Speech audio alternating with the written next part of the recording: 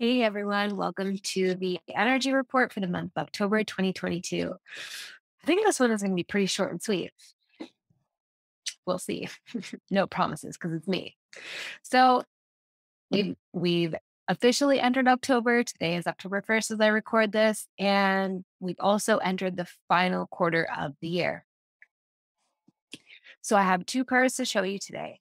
And I just want to talk a bit beforehand about the energy that I feel for both this month and the final quarter. So I have been anticipating October all year pretty much, and the final quarter of the year because it's been a really beautiful year, really, really energetically unique as far as I'm concerned. I've never felt a year like this before. A lot of quickening or acceleration in the awakening.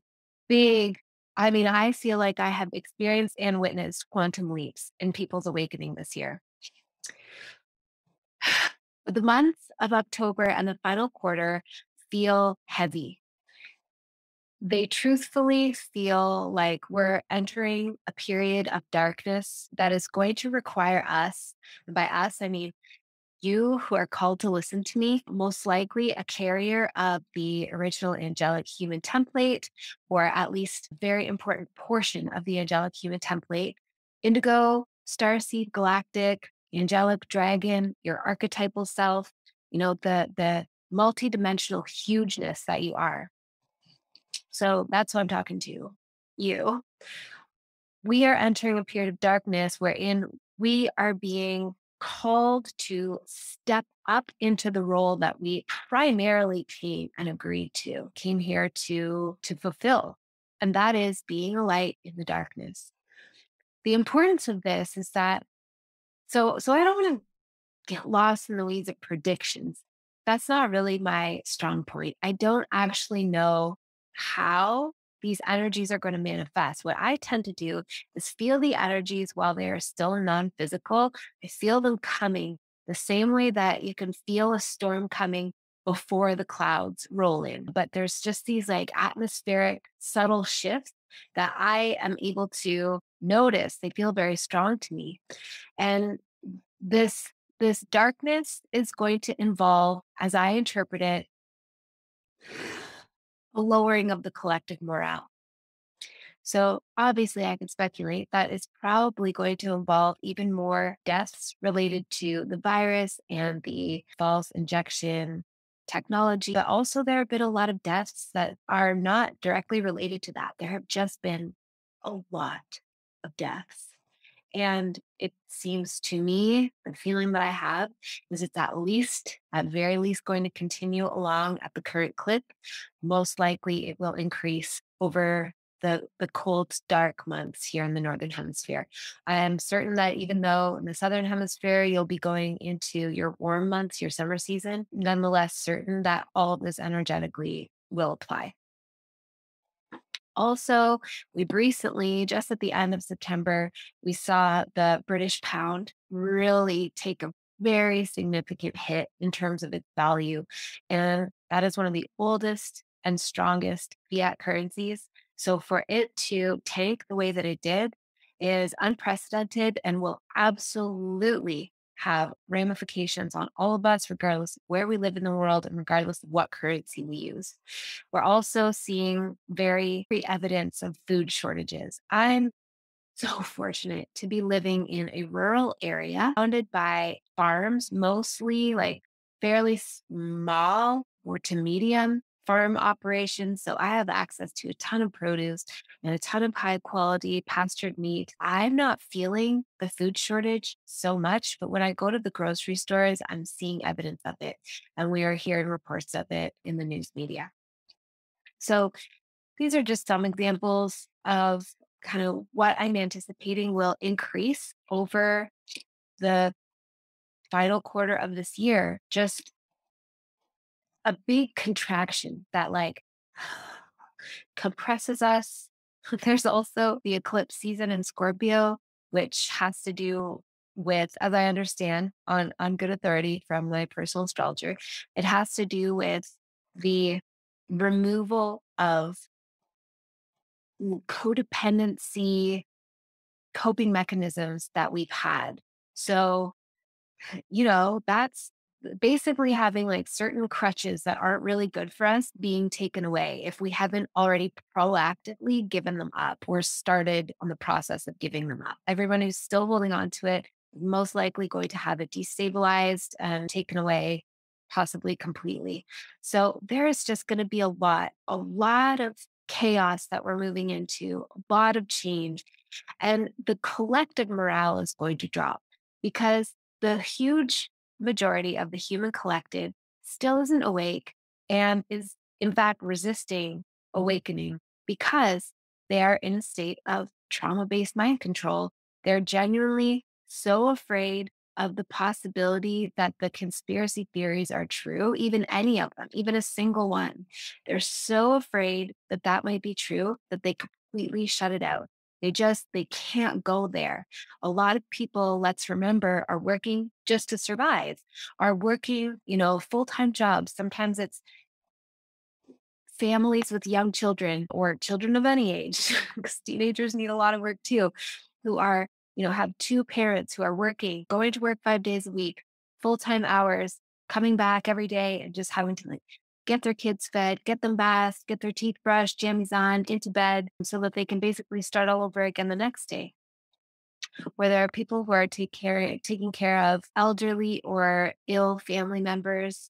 There are, even if people are single, like the cost of living is going up significantly. So people are in survival mode, having to work, having to grind, having to stress, or we don't have to stress. But that is how we've been directed to respond to these things, right? Is to go into a state of stress and anxiety, lose sleep, have physical manifestations of that heightened level of stress. All of this is contributing to them literally not having the bandwidth to consider waking up. It's just, they're so afraid, they're so overwhelmed. And so, all of the changes that are coming in rather rapidly at this time, I feel energetically that it's going to create significant lowering of the morale. It's just like everything keeps piling up and piling up and piling up. And people are getting tired and they're becoming afraid. They're having, collective PTSD triggered around communism, around wars, around famine, around plagues. It's it's really significant what the collective of humanity is shouldering. It is a collective dark night of the soul. So it is our job at this time to hold the light on behalf of humanity. This is why you awakened before the rest of humanity has. Even if you're just newly awakened or newly awakening yourself, it's okay. What it means is that you are now familiar to some degree or another with the process of having your entire world destabilized and your sense of identity destabilized and taking, they say it's radical responsibility, radical self responsibility, but it's it's not really radical. It's our rightful responsibility to truly accept that we are powerful creator beings. Now, honestly, I don't give a fuck if you're not ready to hear that. It's time for you to accept it. It is time that you are directly creating your own holographic field within the greater simulation. So you create an individual reality. And that reality coexists with all the other individual realities that everybody else is creating, directly creating, not influencing, creating. And the collective, like the combination of everybody's unique holographic field, everybody's unique reality is what creates and populates the consensus reality. So we need to accept our responsibility for this and hold that standard of existence for everybody else who is still asleep because they can't do it. They're going to just have a bunch of like traumas being triggered all the time and be coming from a place of trauma response. What it means to hold the light is it doesn't mean that you have to feel good 100% of the time. I do believe that we're going into a period that is going to be challenging for all of us too. It's just that we have the skill set to be able to see beyond the challenge, to play the long game, to not get absolutely like sucked down into the panic and the fear of what we're, confronting or having activated, triggered in the immediate moment. So it doesn't mean that you have to feel good all the time. What it means is that you can be extra patient and generous with your assessment and interactions with other people. It means dropping terms like sheeple. If you're still using any terms like that, it's time to let that go because those are our sacred brothers and sisters, and they are massively traumatized. If we took a collection of children that were being abused and brainwashed, and, like, would we favor and prize the children who, for whatever reason, have the resilience to be able to keep a cool head and keep perspective of the whole thing, and then condemn a group of children that they just want their mom. They just want somebody to come save them. They just want to feel safe and they literally are crying and they don't know. They don't know what to do. They don't know how to deal with it. Would we condemn those children? Would we make fun of them or belittle them? No, I mean, I wouldn't. I can't even fathom having that reaction around abused children. Well, guess what? We're all abused children. We all have an inner child aspect. Just because my body has physically grown and I've lived for 40 years doesn't mean that I am not also a child at the exact same time. I am. I have an inner child. There is a very real an important aspect of me that is as pure and innocent and loving and good, I guess, as I was when I was a child. You have that aspect. Every single human being on earth has that aspect. So it's no longer, I mean, it was never beneficial for us to condemn them in the first place, but certainly now it is not beneficial at all.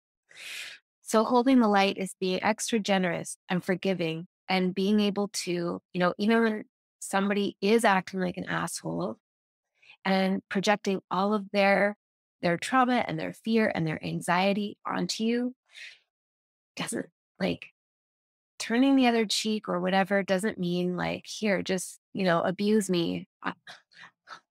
It's not given the green light to be mistreated. It's important to have boundaries and standards, but it is being able to see behind the surface level interaction to see what is behind that person's mindset, that person's emotional state, that person's choices and behavior. Holding the light also means literally opening yourself up to receive the light codes, the plasmatic diamond sun light codes that are pouring in to our, well, to the entire galaxy and possibly multiple galaxies. I don't actually know for sure. But regardless, I mean, from our own sun, certainly, but I do believe that every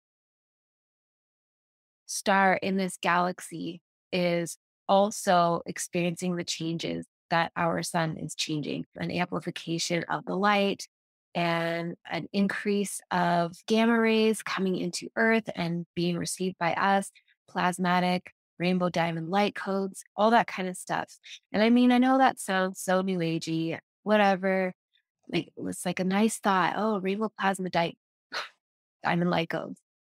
But last night I was lying in bed and I was literally feeling them and I was opening up and it's a feeling of just lying there or sitting there or whatever, passively opening yourself to receive this these plasmatic geometric patterns that are rewriting your DNA and your RNA that are it's penetrating beyond your DNA. Like it's not just configuring your DNA. It's going all the way into the molecules that comprise your DNA and the atoms that comprise those molecules and the subatomic particles that comprise those atoms and the quantum holographic field that underlies all of those subatomic particles. As we allow ourselves to receive them, it's also going to cause continued purging, which is not always super cool. Mine comes in the form of eczema and skin issues, often on my face, but also on my hands, on my arms. It sucks. My neck is super itchy right now. It's stressful. I don't love it. But last night as I was receiving all of these light codes, I realized, yeah, that is what's happening. There there is so much being rewritten at all levels of my body: physical, mental, emotional, auric, astral, etheric, my light body. There's literally plasma, diamond, rainbow, light frequencies coming in and reconfiguring all my shit and all of your shit too. And it's going to cause, you know, we're undergoing a metamorphosis essentially. So opening yourself up to receive that and surrendering with as much grace as possible in any given moment to your body's process, your mental process, your emotional process on all layers of detoxing density and illusion that no longer serves us. Holding the light, though, also, of course, means holding a frequency of love and a frequency of faith that even during these periods of darkness, I mean, the thing about the periods of darkness is that what they do is they create a sense of hopelessness. They create a sense of exhaustion. And it's like you lose sight of the light at the end of the tunnel and you start to feel like everything's going wrong. And you're so tired. And what if we just give up? Or like, what if the darkness wins? What if we're not strong enough to hold the light? Or what if all of this is made up and we're just marching right into like a terrible, terrible hellscape on earth? It's natural that all those thoughts come in. They come into my field sometimes too. But our job is to hold the faith on behalf of humanity. Hold the faith. Connect with the God source, prime creator of your understanding, and develop a cord into that God source. It is a rightful cord. Most commonly, I experience it going up through the Sushumna line coming from the chakras. So the cosmic God source is above, the cosmic mother manifested through physical earth, Tara, is below. And anchoring into those, making sure that you're deeply grounded into the love of the mother. And that this earth is not, you're not buying into the propaganda and the fear frequencies that have been, are running like an algorithm through the false matrix mainframe that causes us to feel like we just like earth is a terrible place to be and having a physical body is a terrible burden and that we just want to leave. That is programming. That is hijackery. Instead, connect deeply into the earth as far down as you can naturally feel. Practice it and feel yourself going down farther and farther. Connect in first through your earth star, which is below your root, and connect it like into the soil of the earth. Then keep going from there. There are other chakras beneath that. And connect up into your soul star, which is 1 to 8 feet above your head. And just feel like higher and higher from there as you rebuild your connection with the God source, cosmic God, cosmic father consciousness, and the cosmic mother incarnated into Gaia Tara consciousness. Develop those connections and anchor yourself into there. When you're anchored into that and you're anchored into the absolute, all encompassing, unconditional, sublime love of the oneness of source, that's the light that you're holding. And also connecting deeply into your heart, engaging with life as much as you can through your heart portal. So opening this up so that you can feel life around you, feeling the environment, the room that you're in, or the space that you're in, feeling it through your heart, feeling any animals that are in your environment, or children, or other adults, or plants, just feeling the world through your heart chakra. These are all ways that we hold the light. Okay, so that's just my preamble energy of October. So I'm going to go into, well, October, November, December. I'm going to go into the card for the final quarter of the year. And I should say too, I feel like October is going to be hard, November is going to be hardest.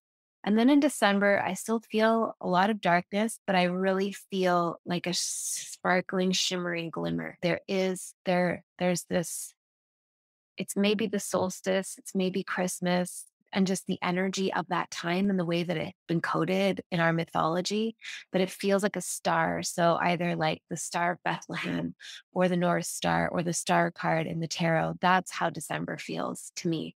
So we are going into a period of darkness, but there is light. There is light in the darkness. So the card for the final quarter of the year is the Three of Pentacles. And the card for October is the Three of Cups. So the ultimate message is community, community, community, community, community, community. All about community. It's all about connections. There's nothing more important for us to foster right now than connections and community. No longer can we be lone wolves. We must find our personal tribe. So the Three of Pentacles is talking about it in terms of physical reality, our physically manifested experience reality. The Pentacles is the suit of, physical, tangible, whatever, physical, tangible life. And so to me, what this card is talking about is creating physical community in our lives. For example, for me personally, what this means is I've been getting the hit for a while that I need to start running Akashic Records and Awakening courses in my community and possibly start offering sessions in my community. And I have been resisting because I'm very busy. I have enough going on online with all of you.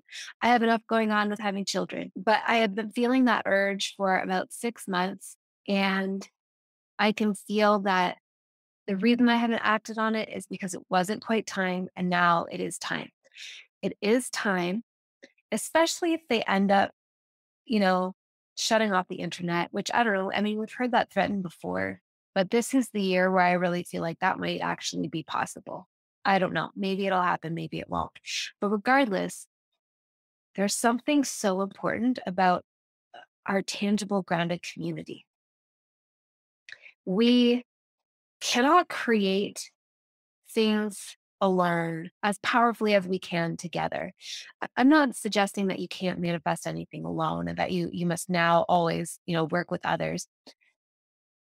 But when we come together and reinforce each other, we advance projects, we advance objectives so much faster and more efficiently when they are aligned soul connections. So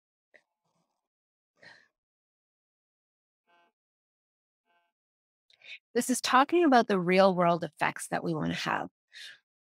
You know, what it comes down to is, like I said, for me, I mean, I already know where. I know where I have to go. I know who I have to connect with. I know what venue I'm going to hold these things. I just have to put it in motion and I have to just like prioritize and make the time for it. For other people, it might be fostering friendships in your local area. It might be organizing like a meetup or something with other like-minded people in your physical area. So you have physical friends in your life that are doing this kind of thing. that are awake, that are other indigo star seeds. They're open minded. Doesn't mean you have to agree on everything. And also who, you know, will not look at you like you're crazy when you're talking about psychic things, spiritual awakening things, etc. So this card applies through October, November, and December. Physical communities, physical connections, especially around the objectives that we wish to see materialized in this physical realm. The card specifically for October is the Three of Cups. And what this is talking about is kind of like finding your coven in a manner of speaking. Now, I mean, I'm not Wiccan. I don't really personally, I don't carry the witch archetype. So, that word can feel like it's just associated with that, but I hope you get the idea. It is Three of Cups is around the psychic realm, the emotional realm. It's empaths, magic. It's developed all those like psychic emotional things. So it's time. It is time for you to find your group. And those groups include places like Soul Space, which if you're watching this on YouTube or whatever, Soul Space is my Facebook group and it's dope as hell. And everybody in it is fucking awesome. And you get a lot of support, a lot. Like everybody is so beautiful, most beautiful souls. There's zero trolling there ever. It's just such a wonderful, wonderful space. So please join if you aren't already part of it. But the Three of Cups is kind of talking about spaces like that, like Soul Space or other Facebook groups or maybe Discord groups or whatever with other like-minded souls. But it's very intimate. It's smaller groups that you can trust where you can be truly vulnerable and you can work to develop connections that transcend time and space and that synergistically elevate all of you. One of the so there's this group that I'm in that is a crop of women that I worked with last year that all like really synced up together and they have this beautiful sisterhood chat where they just bring forward whatever's happening, whether it's a celebration or a cool synchronicity or something really hard that they're dealing with. And they love each other up and build each other up and develop their psychic abilities together. And it's really beautiful and gratifying to witness that, you know, that's what came of me bringing them all together to work with me. It's like that. And you don't have to work with me, but of course, like I would just be over the moon to meet you if I haven't met you already or to dive deeper with you. But it doesn't have to be through me.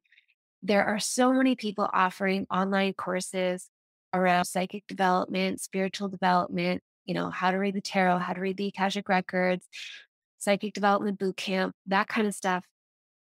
There's the the priestess transmissions used to be called the priestess codes, the priestess transmissions book and reading club community. There is, let's see what else. Things like masterminds and mystery schools. Like I have my mystery school 1212, which is all about calibrating to and becoming anointed into and stepping into the 12 dimensional consciousness and being an avatar for the Crystalla 12 dimensional consciousness on earth. There are so many options. It's just time to find yours and do it and put it on the front burner. These are not things to do in your fucking hobby time anymore. And I know like the grind is really coming down. Truly, I just came downstairs yesterday from a day full of recordings and readings, and my partner told me that our landlord had informed him that we have a rent increase. I know things are getting real for people. And I know it's like that by design. You understand? To keep us in our traumatized survival chakras, running reversals, running fear algorithms so that we can't think clearly and we do not step into our power. If you allow yourself to be pulled down there, you are allowing the false matrix, dark agenda hijackery to succeed. It is on all of us to basically call the bluff of that false matrix and insist on holding on to the coding we carry inside, what we're here to express as a soul, to insist on doing our psychic development work, our indigo work, our starseed work, our angelic work. Those things must be prioritized. The Three of Cups also comes through to me as, I recorded a podcast episode yesterday talking about how the dark entities are stirring. And this has to do with what I was talking about at the beginning of this video, which I said was going to be short, and it's not because me. But with this incoming darkness that I also feel the dark things acting up. They are,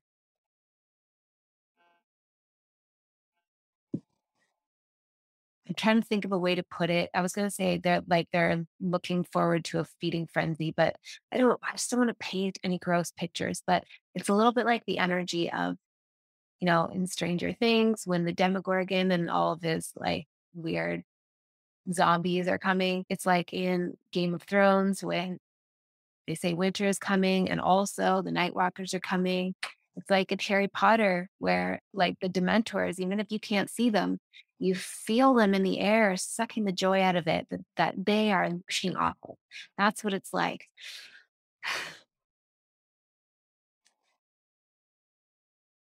It it's hard to not be taken down by those entities, especially if we can't see them. But I mean, certainly if we can see them, but there's just something so unnerving and like about a dark consciousness being in our field and like trying to take something from us. It can be really scary. And I have seen them like more active, hitting more heavily lately than I have in a long time. And so the Three of Cups to me also means like we need each other right now. We need each other. We have to form networks. I'm putting out a call across soul space in this energy reading on Instagram for a soul sister that is getting harassed by entities that believe they own her, and like she is getting pulled down. She's fighting so hard and she's getting so exhausted and she's getting pulled down. And I'm inviting you to lend your energy towards her. Just, you don't need to know her name, you don't need to know the details, just envision, connect with, through the quantum field, through your heart, connect with this soul sister who is being pulled down by dark forces, and just blast those dark forces with your light and surround her with your light because she's one of us. She is ours. We can't just let her go, but we need to come together in these rescue missions and in these efforts to hold the light. We can't just hold the light as a single light in the darkness. We must form connections with each other and form a light grid of human consciousness across the earth. So it's really important. And also I'll say, like, look at the artwork on this card, on the Three of Cups card. It's really beautiful. The Three of Cups is not a dark card. I'm feeling a lot of darkness in October, but I take heart in looking at the Three of Cups because I'm like, so many more soul family connections are going to be made. So much acceleration of the embodiment of our soul mission is going to unfold through this process. Because sometimes, like, we sit around and hum and haw, and we know that we're psychic. We know that we have a mission. We know that we're here for a reason. We have gifts. We can do healings. We can transmute and alchemize the darkness, all things. But the convincing nature of 3D life within the false matrix ridiculous systems that we live in. So the rhythms of, you know, getting up in the morning, going to work 5 days a week, living for the weekend, it's just this like grindy kind of rhythm that we're in. And even though we're not necessarily happy in it, we stay in it and we hesitate, we overthink, and we don't really apply our psychic gifts. We don't really activate ourselves because there's just this like schism between feeling very human and then kind of knowing that you're psychic as hell. I feel like what's going to happen in this period of darkness is that we are going to naturally find our soul tribe, our soul family, make those close, intimate connections, get into the programs and the containers that we need to get into, and we're going to activate our shit because there's just like this the compression of the darkness is sort of what's needed to like ignite the furnace and catalyze this change in a new direction. So that's the energy for the quarter and for the month of October. I hope this was helpful to you. Please take action on the things that I'm saying and find your soul community. Step into your psychic development, your magical development if you haven't already. Do not do it alone. Do it with somebody else, at least one other person, at least two other people. Find your small community, find your bigger communities, and like, let's do this. We need to work together and light up the grid together. I also want to tell you about something that I have on offer, given that we're going into a dark period, an extra dark period that I'd love to invite you into. So in October, I'm rerunning one of my favorite programs that I've ever done called Magic in the Dark, which is all about trauma alchemy and shadow alchemy. It's working through painful experiences and finding the magic in the dark, finding the treasures, finding your psychic gifts, finding your personal expansion. And this year, I'm also teaching and combining it with the psychic activation course. So after you've cleared out your trauma and, essentially cleaned out your fourth dimensional astral field, then the psychic activation course is to illuminate your abilities. When you have unmetabolized trauma, in your field, what it does is it cranks, tightens, and constricts your nervous system. And your nervous system is the filtration mechanism that allows psychic information in and out, your nervous system and your chakra system. When they're both full of trauma, they're tightly coiled and they're full and they don't let anything else in. Or you can have, it's tightly coiled, but also you can have an open crown or an open root or an open third eye, but everything else is tight. And so you're just getting blasted with information from there. And it's even more traumatizing because it can't flow in the natural directions it's supposed to.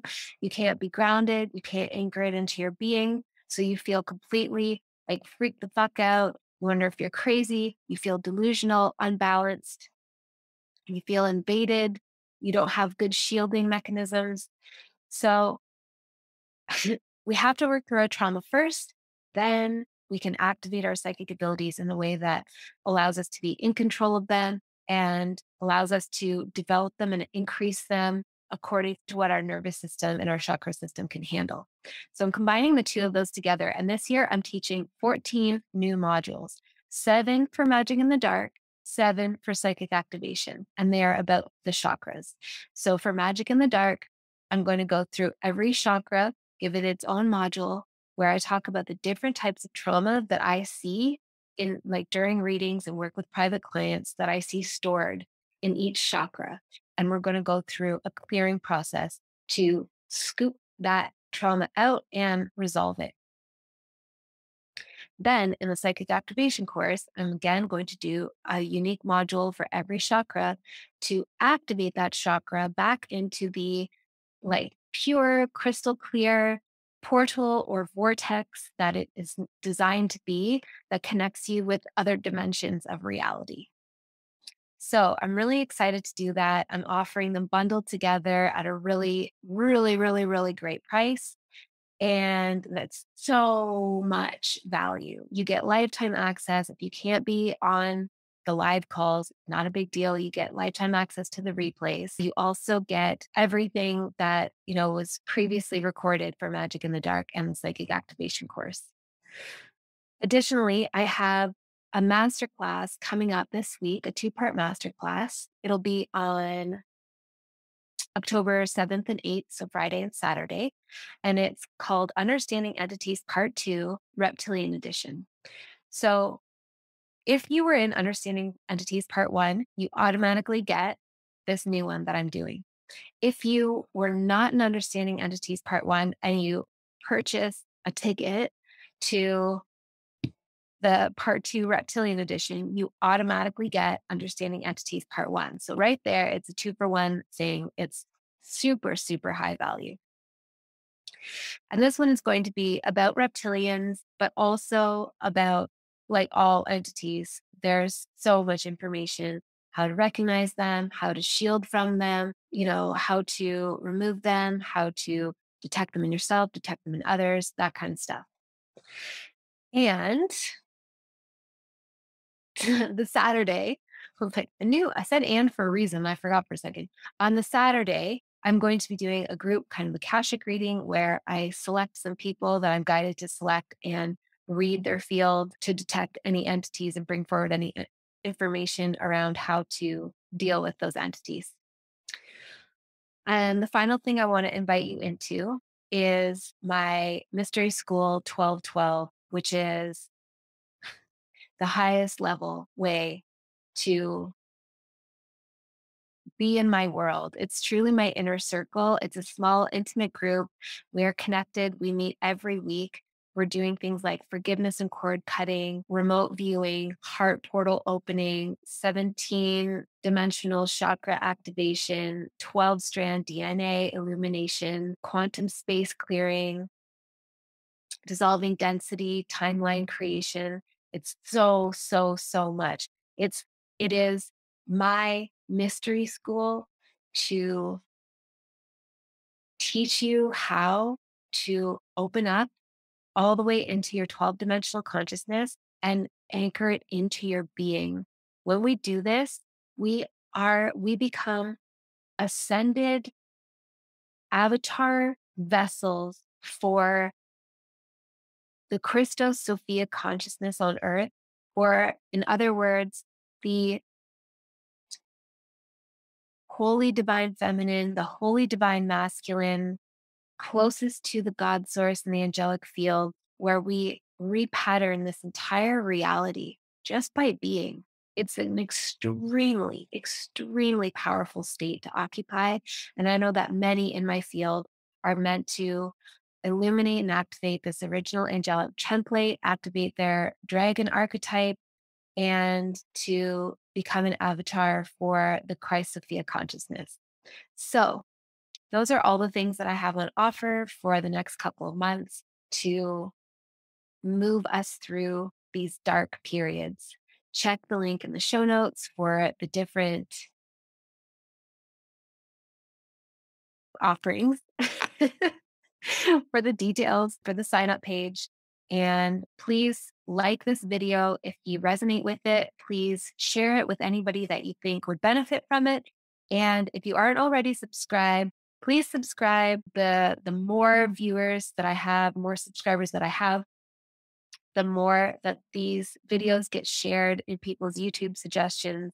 So I really thank you so much for subscribing. If you have already, please leave me any thoughts in the comments. I do read them, although I don't always get back to them. It's a matter of having little children, but your comments really, really mean the world to me. They, in my moments of self doubt, where I wonder if these are even important or if I should even bother, those are the things that like boost me back up and keep me going. So thank you so much. It is truly an honor to serve with you on this ground level during this time of ascension and a lot of turbulence. And just know that everything that you're doing is of immense, immense, immense value just by your very existence, just by you being here. You are radiating corrective energetic patterns into the simulation that reclaim consciousness and reclaim this realm on behalf of everyone. So thank you.